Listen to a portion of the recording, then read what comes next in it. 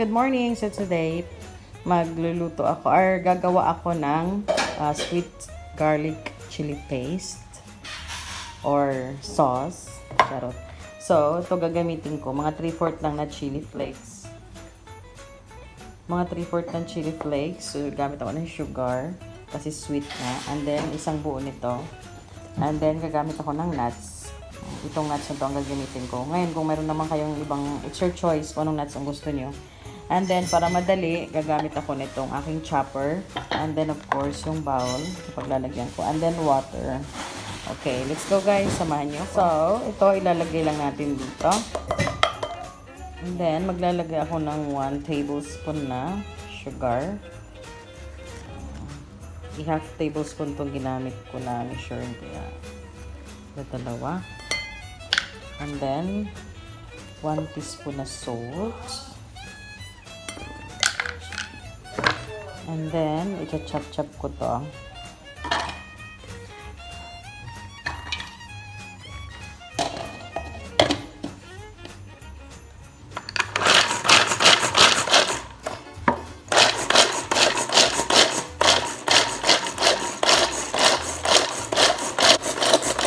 And that's it. Done.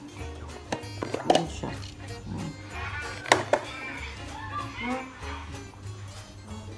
And then, yan siya.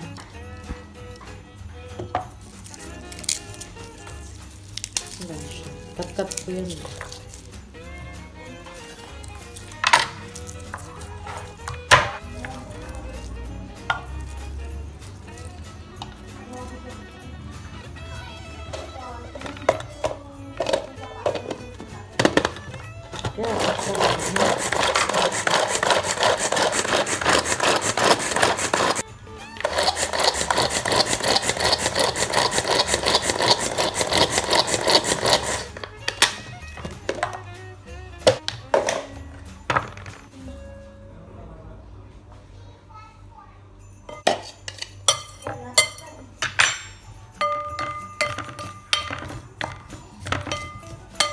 Yan, ganyan lang siya guys. And nilalagyan natin siya ng tubig.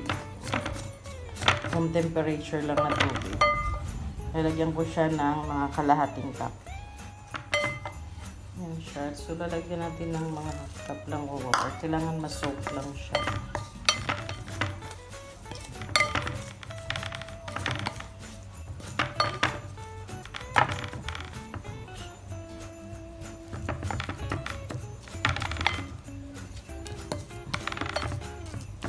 Then, magpapakulo na tayo ng ating mantika.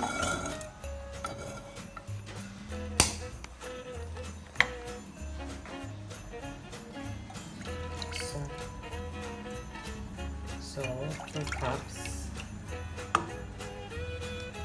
Kung nakita nyo parang umuusok na yung gilid nung, nung saucepan. Yan. Yung kaldero. Pwede na nating haunin. Kasi ito, pag mainit na, kailangan siyang mainit para ibuhos na lang natin doon sa mixture na ginawa natin. So, para madali. Hindi na kailangan na i-boil ng matagal. Kasi dry naman yung ating, hindi siya fresh yung chili. So, ayan na guys, umuusok na siya. Nakikita nyo naman. So, yung init niya talaga, as init na. Ngayon, i-off ko na. Lalagyan na natin siya ngayon doon sa ating mixture.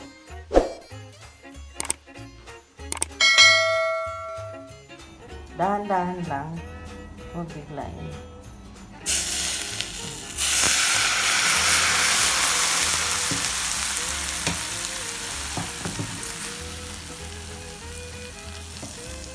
And then, sabayan natin siya ng mix.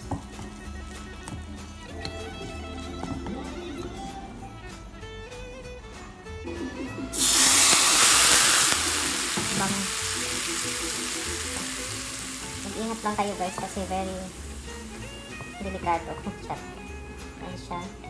And then,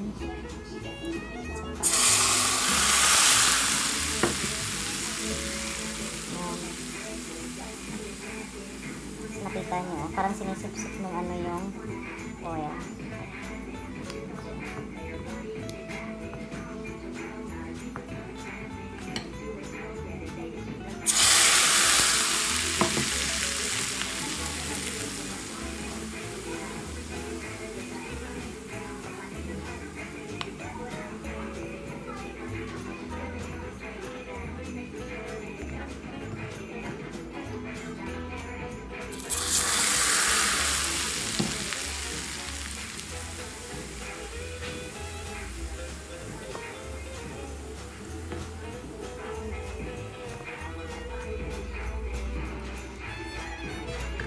ilalahat na natin. So, mayroon na tayong sweet chili. Garlic sweet chili. See? Yan, no need to ano na guys, pakulo doon sa ano. Ayan, i-ready nyo lang lahat. Mix. And then, magpakulo ng mantika. Ang bango. So, okay guys, ito na siya. So, ngayon palalamigin lang natin siya. Yan siya. See, napakadali.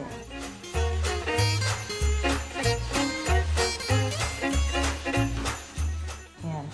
So, palalamigin lang natin siya. Nilalagyan natin siya sa empty jar.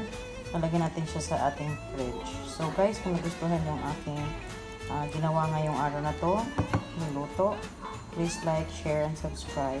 Kung hindi pa kayo nakasubscribe, notification bell naman, i-click nyo dyan para naman ma-notify kayo every time meron akong bagong video. Okay guys, maraming salamat!